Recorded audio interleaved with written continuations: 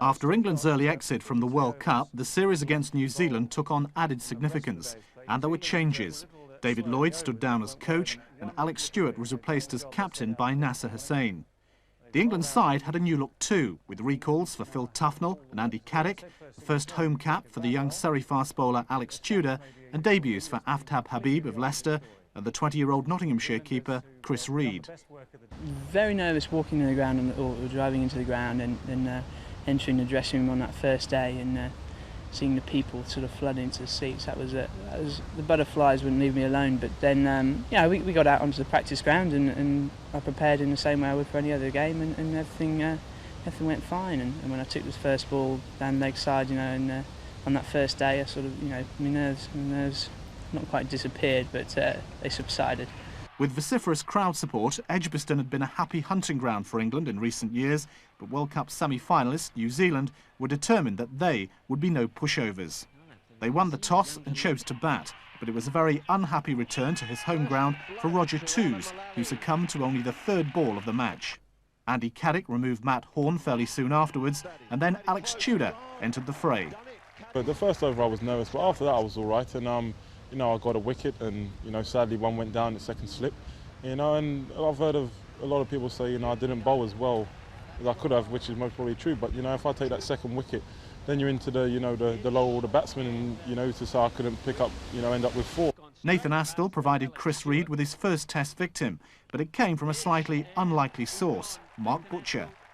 That wouldn't have been how I would have imagined it in my dreams, but I was very grateful to snap it up. When Andy Caddick dismissed the dangerous Chris Cairns and Craig McMillan in quick succession, New Zealand were tottering at 104 for 6. Brilliantly done. Edgbaston is one of those weeks you're not too certain what's going to happen.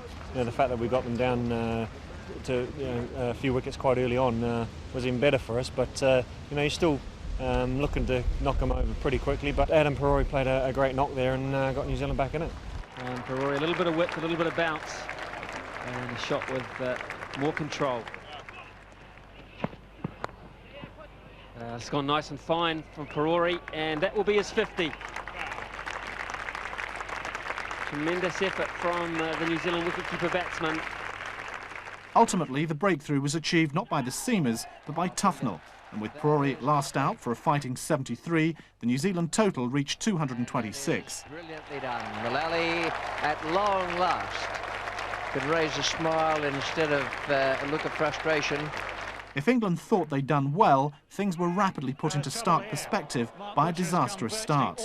Allott, Dool, Cairns and Nash wreaked havoc as England collapsed to 45 for 7 in 24 overs. From Simon Dool. That's out. That's gone straight to Nathan Astle at second slip. Oh, what an absolute rip snorter. Tell you what, that's as good a ball as you'll ever see. That's pitched. He's gone as well. Pitch further up and gets the reward for it. Aftab Habib in his first match is dismissed for 1, and England are on the canvas here. They're 40 for 6.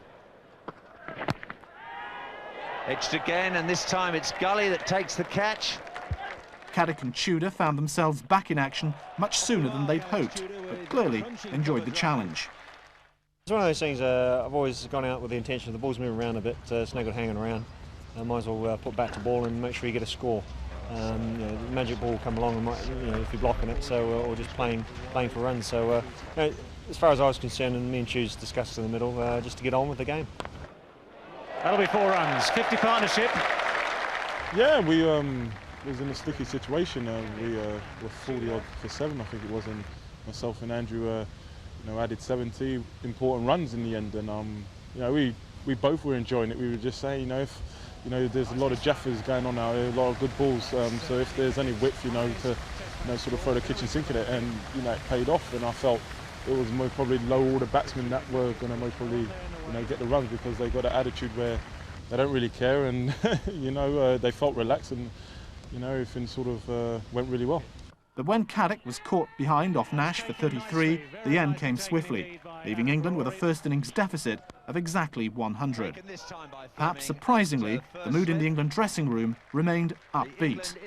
I think was positive. I mean, obviously we knew we hadn't or 100 deficit was a lot of runs, but we saw the way the ball was swinging around and moving, and we knew with our attack that we could do the same, if not bowl them out for less, as it turned out we did. And England couldn't have had a better start, as poor Roger Toos completed a pair by falling LBW to the very first ball of the innings.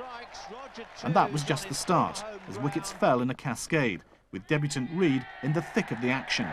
Steve Buckner eventually puts up his finger. Edged and gone. Andy Carrick on his way in. That's through to the keeper, fingers up again. That's the wicket that Ian Botham was talking about just a few seconds ago. That's out of Brindley Courts, beautifully done by Andy Carrick. Well done.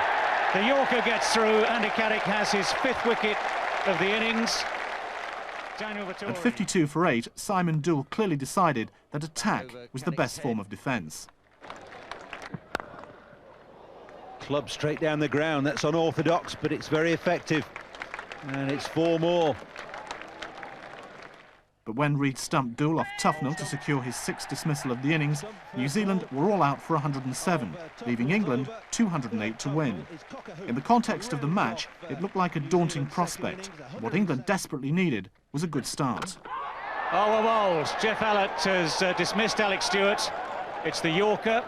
Stewart's dismissal meant that an astonishing 21 wickets had fallen in the day, and England decided it was time for a night watchman. The mantle fell upon Alex Tudor at the last minute. Well, the funny thing was, I think, Andrew Caddick was, the prime choice, but he bowled tremendously well and he was a bit tired. And, Nas said, you batted pretty well in the first innings, so just get your pads. And I just, ran and got them on. And, sadly, Al was out late that night, so, it was really dark. And I had to go out there and survive 1 ball, which I did. And, came back in the morning and just carried on, really. On the Saturday morning, it was noticeably less humid, and Tudor was relishing the battle ahead. I was just really willing to go out there. I said to Ramps, who's my buddy, my batting buddy, I said, if I stay out there a period of time, you're going to see some shots. And that's a very good shot. Excellent cricket shot indeed. And again, for extra cover this time. Hit with tremendous power. On the up, in the air, but safe. It's a beautiful shot through the covers. Superbly timed. And Roger Toos can give that one away. Don't know quite what that's hit. Yeah, he's given it out. Inside edge on the pad. When Mark Butcher fell to Dion Nash for 33, New Zealand must have hoped that the assault would falter, but they hoped in vain. No ball. Edged it and got away with it. Very well caught by Perori. We had a talk with Graham Gooch out in the morning, show how he would go about it. And, he said, block the good balls, and if there's any width, be positive. And that's the way we went out. And myself and Mark Butcher in the morning, Mark batted really well, and he showed his intentions, and I just followed suit, really. And it just carried on a lot longer. That's a pleasure. The game was always on a knife edge. You didn't know which way it was going to go. But we gave ourselves a good chance, the fact of getting 200. So, the fact that Choose batted so well, uncharacteristically for himself, but yeah, he batted superbly and got us that game. No better way to bring up a half century. Alex Tudor has played a blinder here today. Yeah, I mean, I didn't have to get my pads on that morning, fortunately. I just sat watching the action and lapping it up, and Alex Tudor played a wonderful knock from night watchman, and he was ably supported by the guys at the top of the order. It was just a wonderful feeling to come off that field with a win. Quite deliberate. It took me a couple of overs to get into it, and once I did, you can sort of hear the crowd chanting your name, and you want to, you try not to focus, but I'm young and I've only just come in, so you can hear all that, and it sort of spurs you on. It gives you a good lift. They're all behind you. We were confident that if we stay there, and play our shots, that we can win the game, and it went pretty well. And it's just nice, really, to have the whole country and the people at Edgbaston behind you, and I would like to thank them because it just feels good. You feel good there. You're playing for your country, and the fans are behind you, and it sort of gives you an extra inch, and we appreciate that. Picked him up off his feet. He's cut them, and now he's pulled Simon Doull through mid-wicket. Great shot. The crowd really getting behind Alex Tudor and Nasser Hussain. A good Yorker. Now Tudor is in the situation that he has to hit a 6 if he's to reach 100. He's got 4. 99 not out in a test match for Alex Tudor. Splendid innings. So in the end, England cruised to victory in just 2.5 days, and the mood in the camp was exultant. Tufnell and Caddick were back in the fold, Reid had quietly impressed, and Alex Tudor had won the hearts of the nation. Today. Brilliant effort. 1-0 down and missing their premier fast bowler Simon Doull for the remainder of the series, the New Zealand team needed only to take a quick glance at their opponent's abysmal recent record at Lord's to lift their spirits. In fact, England's last 2 tests at the home of cricket had resulted in first innings totals of 77 against Australia and 110 against South Africa. The question was, could New Zealand capitalise on England's obvious insecurities? I've been quoted as saying this before, but I think that the English are sometimes a victim of their own institution, and that we don't get very many games there in our career, and it's a great place to perform. I mean, so many great players have graced the field, so you know, what more motivation do you need? One member of the England side in no need of motivation was Alex Stewart. A shaky start to the season, plus a double failure at Edgbaston, had put his place in the side under severe threat. Yeah, I think it's been difficult for Alex, that's right, with the one-day cricket in particular. If you go back, he played extremely well at Melbourne, got another Test 100 there. And, you know, opening, he has got a very good record for England. Alex is a class player, he's got a proven record behind him. And it's great to see him at the wicket because he's a very attacking and attractive player. Oh, he's edged it, inside edged it. Mark Butcher's early departure brought Nasser Hussain to join his predecessor, and for a while his decision to bat looked a good one. That's a nice stroke. Yeah, the weather conditions that we've been told is that in essence, when you play at Lord's, unless the weather has a huge impact or the wicket has been covered for days, then you don't want to be batting last on a wicket that might be a little bit uneven. Stewart's progression to 50 was a combination of aggression and good fortune, but a score in excess of 300 looked possible despite the continued overcast conditions. Then, with lunch approaching, Stewart edged to slip, and the innings took on an altogether different complexion. Catch from Stephen Fleming. It's been misery for Nash against Stewart until now.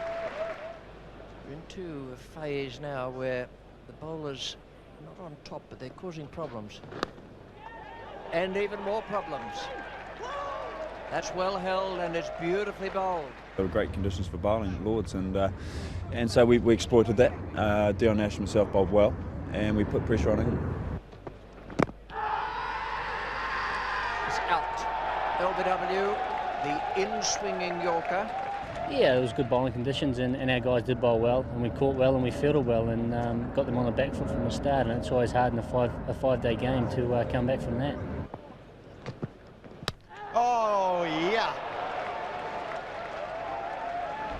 Yeah, I mean, I've been impressed by the way Cairns and Nash have bowled in the series. You know, I think they've really carried the attack exceptionally well, bowled with a lot of spirit and a lot of skill.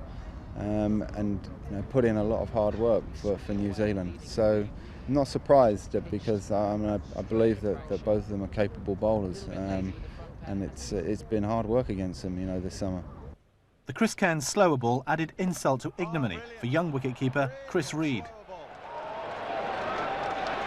He's bowled Chris Reid neck and crop. He's probably not faced me that much, and it came out well, and he ducked it. So it was great for me and bad for him. When it comes out well for Kenzie, it comes out well, and it is a very hard ball to play. I think we even struggle sometimes in the nets, and when it doesn't come out so well, it's easy for the batter. With Edgbaston's batting hero Alex Tudor out injured, skipper Hussain was left to glean what he could from the fragile tail, and his judgment outside off stump was exemplary. Oh, that's a good shot. Magnificent pull shot. And with that, he brings up his 50. He's made a few for England, but just how valuable has this one been? Yet although he registered a 50 for himself, he couldn't get his side past that bogey 200 figure. Ken strangling him early on the second morning for 61. You know, the weather conditions are such that in any test match you can, you know, the ball will seem around to start with, and as it happened, the cloud cover stayed for the whole day, and they bowled exceptionally well and made the ball swing.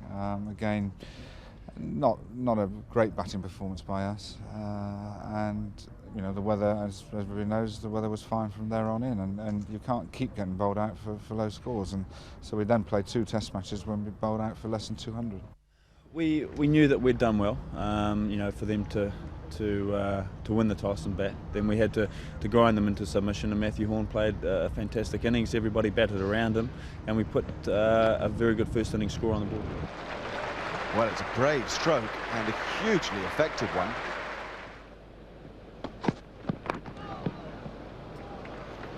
That's gone fine. That's 4 runs. He digs in, and once he gets in, he's pretty hard to remove. And yeah, more than likely, if he gets the 40 or 50, he usually goes on and gets a good score. And he's pretty hard to get out. He's just a hard nut, and he's a hard nut to crack, I suppose. Well, that has bounced, and that's hurt. He doesn't like to show too much emotion, Matthew Horn. Horn's mobility was hampered by repeated blows to the body, but he bravely stood his ground, allowing Nathan Astle and then Roger Toos to provide impetus from the other end. Yeah, I got hit a few times actually.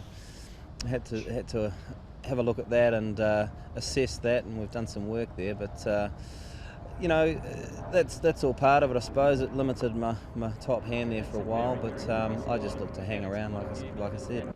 Obviously, was quite hampered. You know, he got hit early on in the innings on about 30 or 40, and you know, he showed great courage and bravery and skill to, you know, to get through and score 100 for his team, which, you know, put them in the match-winning position. Just drifting down leg side, and Horn cashes in 4 more. It was easy for us to bat, I think. The sun came out a little bit on the days we had to bat, and it was overcast when they started, so it did a little bit. And to be fair, we probably got the better of the batting conditions. He'll come back for his second. He won't. He'll send Roger Toos back, and he'll stay at the non-striker's end and acknowledge the applause of his teammates on the balcony. Matthew Horn has earned himself a special moment at the home of cricket. 3 late wickets on the Friday evening, including Horn for an even 100, raised England's expectations for the weekend. Well, a big shout here, and he's gone. But night watchman Daniel Vittori defied their ambitions with a confident 50. Stroke, Nasser Hussain just changed the field, and Vittori has picked off Caddick. He's a very good hitter of the ball, and it really was a bonus. And we were very lucky because the guys at the end of the innings, Vittori, Cairns, played particularly well, and they hit the ball around. So that was positive as well. It got the England bowlers on the back foot at the start of day 3. It's a hard work, you know you've got 4 down, but still there's plenty of talent and all-rounders left. So it's hard work. You know, we know that we've got to stick at it, and you know that they do bat a long way down. It's something that we came up against South Africa, and you know, you've got to keep plugging away. A further dent to home prospects was the finger injury that would deprive them of their captain for the rest of the match. It was a difficult period, wasn't it? Whenever your captain, you know, your captain gets injured and you're looking around for a replacement, it's just a case of getting on and doing the job the best you can. Obviously, we were losing a good batsman as well, which was always a concern, and we were chasing that game a little bit at Lords.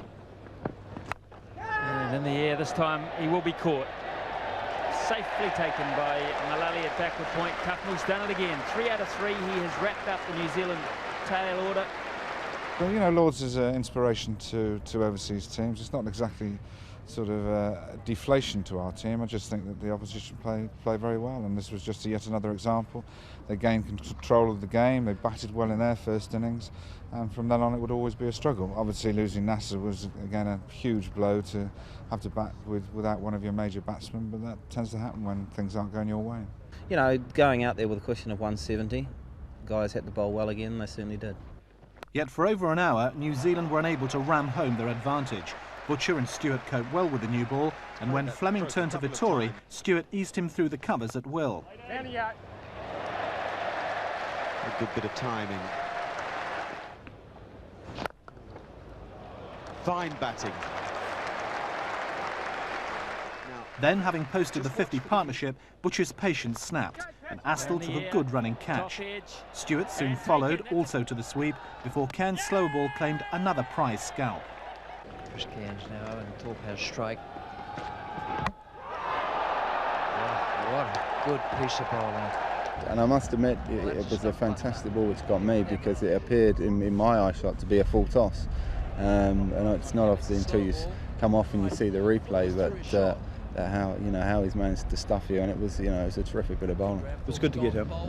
He's a class player, and to deceive somebody like that is, I suppose all the practice you've done makes it all worthwhile. So it was great. When Mark Ramprakash chased a wide one from Nathan Astle, it was 97 for 4, and the game was almost up.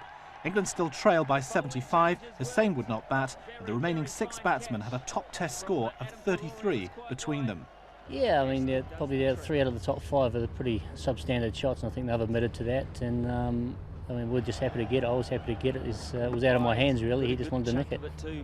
I think it has been a surprise to see how well they've worked as a unit, as a bowling unit. And once Nash and Cairns come off, there's no let-up, because the other bowlers do a good job too. Jeff Alec contributed there in the second innings and picked up 3 wickets on the 4th morning, which was crucial for us. And gone. Yeah, I think that the underlying factor is that our guys just bowled with so much control and gave the English side nothing. And I think really that was where we won the test.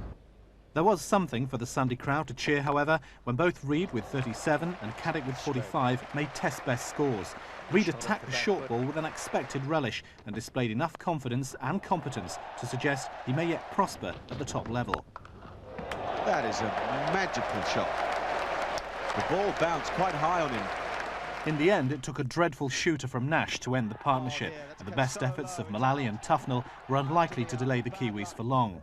Only 58 were needed, and young opener Matthew Bell had the honour of clipping the winning runs, which levelled the series. The margin of victory, 9 wickets, and that was a fair representation of the difference between the two sides.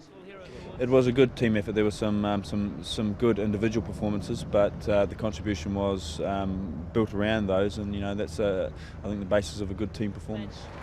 First time they've ever been successful here at Lord's. For us to win there after no New Zealand teams won there before was pretty special, and something we'll all look back on with smiling faces. So, England arrived at Old Trafford for the 3rd test with a new captain in Mark Butcher, an old captain in Mike Atherton, an old face in Graham Hick, and an even older spinner in Peter Such. Aftab Habib was dropped after 2 unconvincing tests, and Alan Mullally was sacrificed for the extra spinner. The Kiwis introduced Chris Harris for Jeff Allett as the single change from Lord's. Butcher's appointment in Hussain's absence owed everything to a successful run as Surrey's skipper during the World Cup, while the recalls of Atherton and Hick showed the selectors weren't prepared to risk youngsters with the seniors underperforming. It's worth noting that no England top-order batsman has survived more than 7 matches after debut without being dropped since Robin Smith in the late 1980s. As for the wicket, well, early indications suggested it would be the same spinner's haven that had favoured Muttiah Muralitharan all summer, and there was no disguising the disappointment on Stephen Fleming's face when he lost the toss and was asked to field. Yet from the start, it was a struggle for the English batsman on a surprisingly hostile surface. I look at pitches nowadays, and it's best not to read a great deal into them, 2 days before a test match and things like that. On the morning of the test match, you could tell that the pitch had a little bit of dampness in it, where I think the groundsman Peter Marin had tried to keep the pitch together, and maybe his fears that it might break up a little bit, but it actually didn't. And it assisted the seam bowlers on that first morning, and again Cairns and Nash, made good use of it and made inroads into our batting lineup.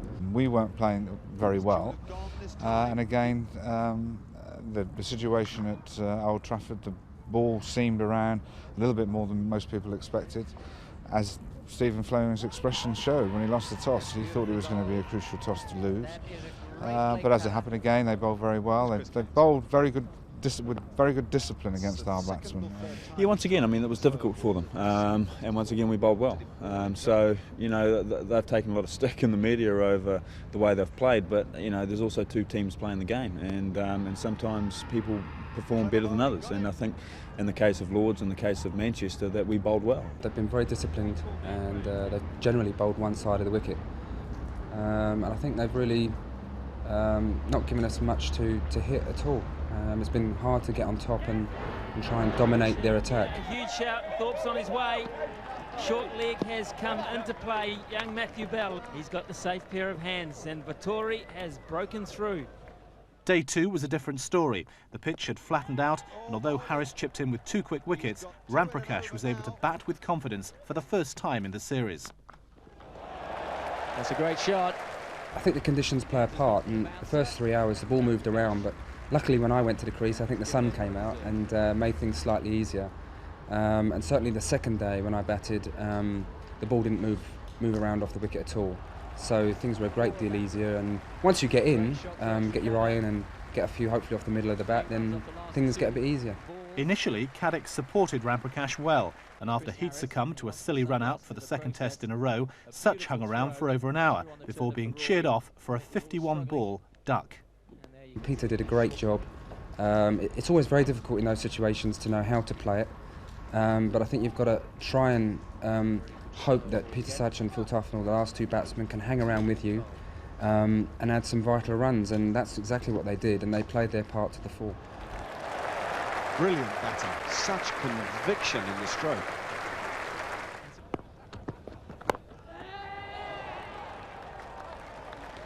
And it brings the end of Philip Tufnell. Yet England had still failed to reach 200, and even the new ball couldn't wrest the advantage away from New Zealand. Edge, and goodness me. I had a bit of luck early on. Thorpe managed to put that one down, so I reassessed it and thought, well, I might as well make the most of what I can while I'm out here. And it actually ended up panning out into a pretty good batting wicket. And the encouraging thing out of that test was that guys got in and basically did the job. And we got a score of near 500. It was brilliant. They then batted probably as well as they batted in the series, very positively, and quickly took the game away from us in terms of chances of winning. Fabulous shot. Unquestionably the shot of the match for me. The captain came in and got a quick 30, and that sort of set the tone, really.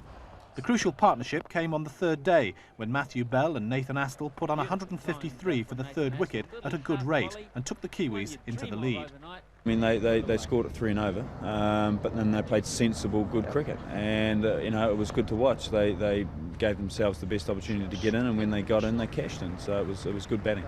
The pitch, to be fair, it settled down a lot, and it became a very good cricket wicket. I thought there was a little bit of uneven bounce throughout the game, but not a great deal. It became a good pitch. That has gone many a mile.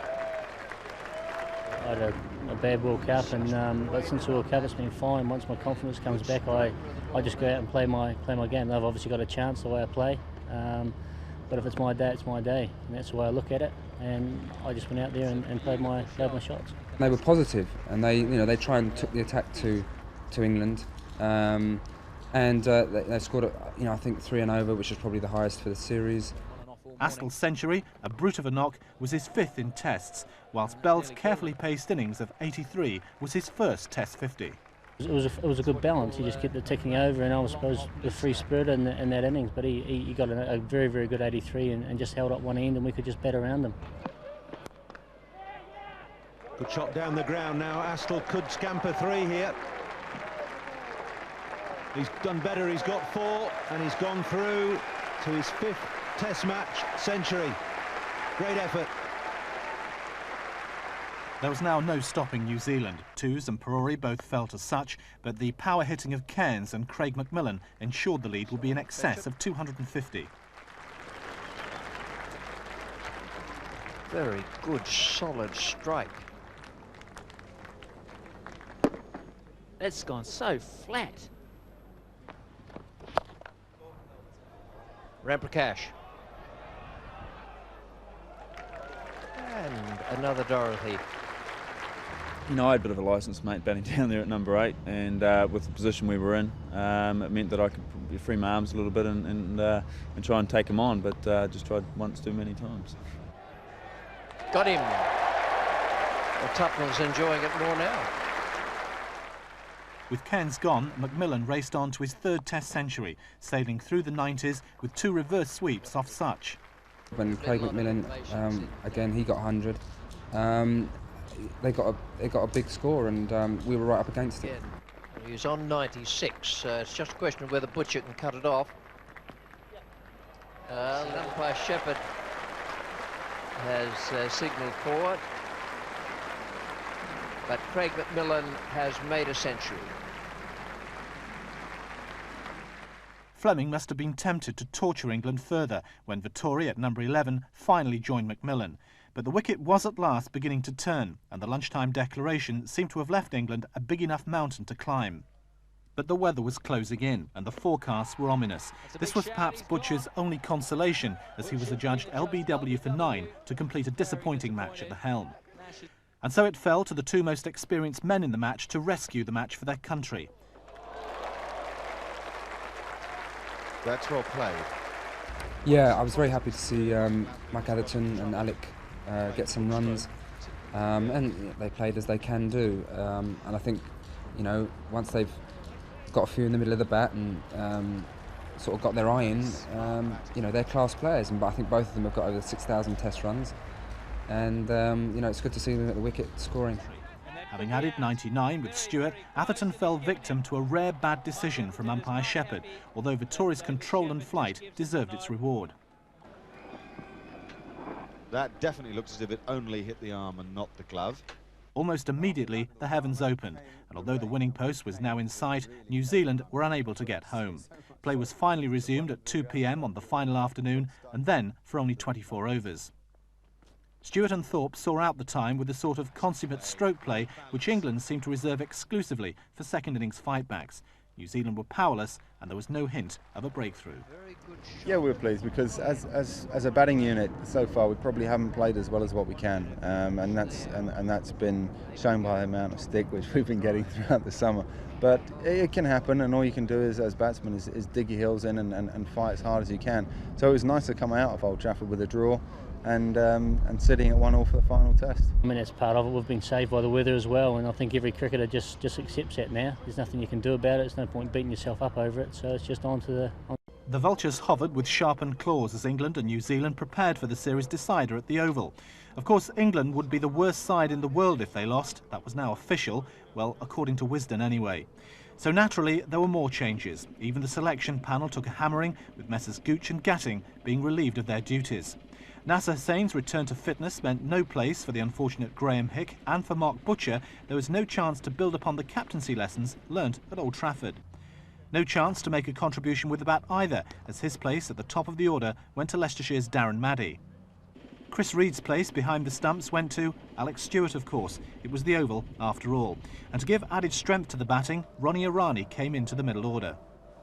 Finally, with Dean Headley injured and Peter Sachs dropped, Alan Mullally returned, and Ed Giddins was given a chance to prove himself at Test level.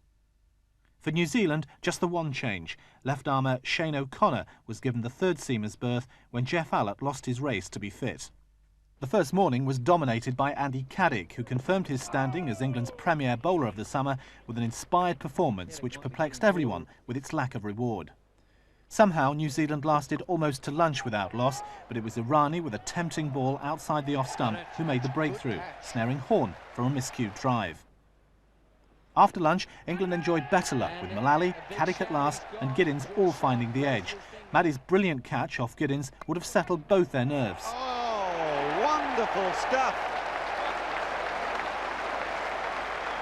Darren Maddy has announced himself in the Test match cricket with a brilliant catch, and Ed Giddins has announced himself in the Test match cricket with his first wicket. 2 wickets in 1 Tufnell over left the Kiwis at 87 for 6, and the net was closing in. Beautifully done. But Fleming stoically resisted the onslaught, and although England removed Cairns for 11 and Nash for 18, the skipper was unbeaten on 52 at the close. Beautiful stroke. Plays that on drive very well. Vettori's boundary off the last ball of the day signalled his intentions. It'll still be the last ball even though it's a 4. Friday morning saw Vettori chance his arm from one end and Fleming nudge from the other. Somehow it worked. Vettori led a charmed life but struck 7 boundaries nonetheless, and his runner ball 50 took New Zealand to the relative sanctuary of 236. That's a cracking stroke.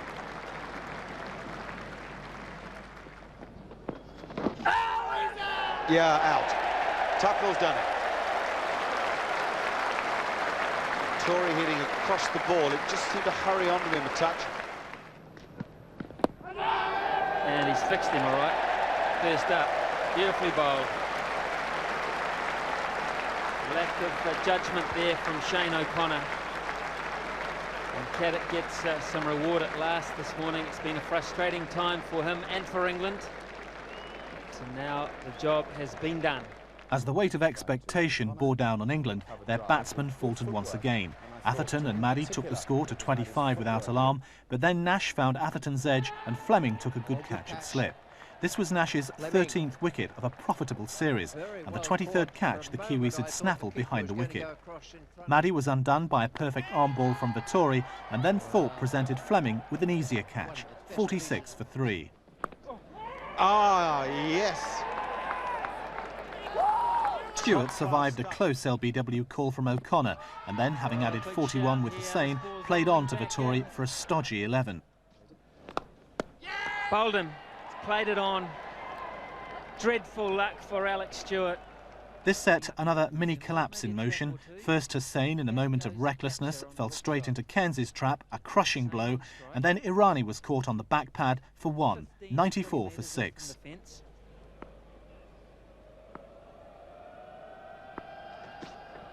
There she goes, and he's going to go. He's gone! Can you believe it? Can you believe it? They could not have painted the picture clearer for the England captain, and he's fallen for it. Well, big shout here he's given him. George Sharp says that's out. It's close enough. It's very close. And Kansas done it again. Ramprakash and Caddick kept England in the hunt with a useful stand of 47, which included a sweet 6 over the top from Caddick. Caddick goes down the ground, and very solidly too. Then O'Connor breached his defences with a full-length ball, and the tail from hell was exposed. The sight of Mullally, Tufnell and Giddins all padded up would have had Alex Stewart reaching for his inners, and the overnight score of 150 for 7 was soon transformed into 153 all out. Cairns took the bowling honours with 5 for 31, and Vittori's 3 for 46 had come from 33 miserly overs. Trailing by 83 and the series slipping away, England needed an Edgbaston-like fight back, and they produced one. Caddick was the perpetrator once again, although not before he'd beaten the bat half a dozen times, and then Giddins found his length to nip out Horn, Astle and Twos. Back, he's gone.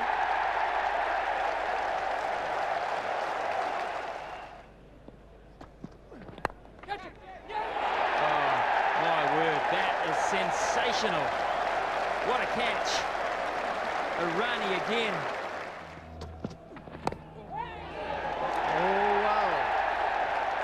Yes, umpire Venkat is. Well, Roger Toos is lifting his leg, pointing to his pad, which is not going to please too many people sitting in the match referee's room. The key wicket of Fleming, taken by Thorpe at slip off Caddick, was followed by the comical dismissal of Perori, 39 for 6, and England had moved to marginal favourites. Oh, that's not good judgment. Back goes middle stump, back goes Perori. If Chris Cairns had defeat on his mind, he didn't show it. From the start, he drove confidently through the covers, and although he lost the fourth right Macmillan for 26, it only spurred him to greater deeds. Well, interesting decision then, Dermot, wasn't it? Comes on first ball, gets smacked for 4. Suddenly, Tufnell became his focus, and the large oval boundaries couldn't confine him. Didn't quite get it, I don't think, but it still went many a mile. That's better. Oh, that's a big one. That's up here.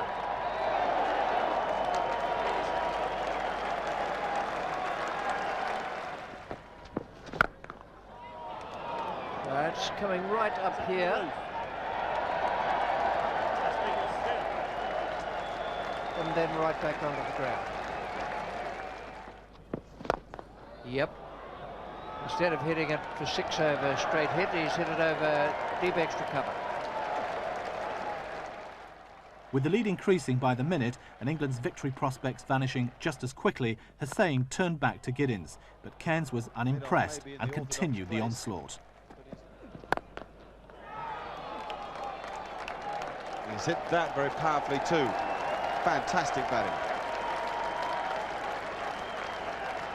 Just when all seemed lost, Mullally conjured a moment of genius, and Cairns had gone. His score of 80 included 56 runs in boundaries and had transformed the match. For sheer bravado, it eclipsed Alex Tudor's knock as the innings of the series. Tufnell's 2 quick wickets now gave the plot an extra twist, and England were left to score 246 to win. Got it. Bill Tufnell has finished the job. Lovely flighted delivery that spun back through the gate left by Shane O'Connor. The oval is on its feet. England are alive. They may yet be kicking.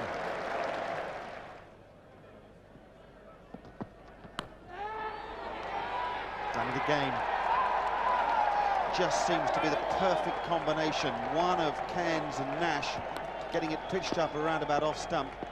And Stephen Fleming apparently infallible at slip. Darren Maddy has gone. Darren Maddy was another victim of Nash and Fleming, but the vital wicket of Hussain for just 9 went to O'Connor, 45 for 2.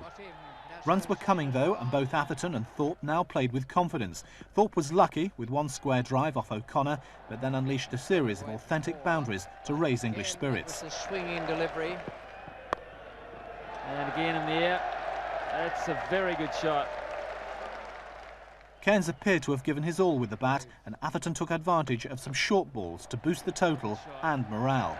Gee, that's a good hook shot, it really is.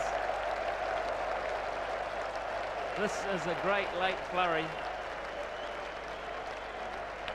The final day dawned with all to play for. 155 to win, 8 wickets in hand.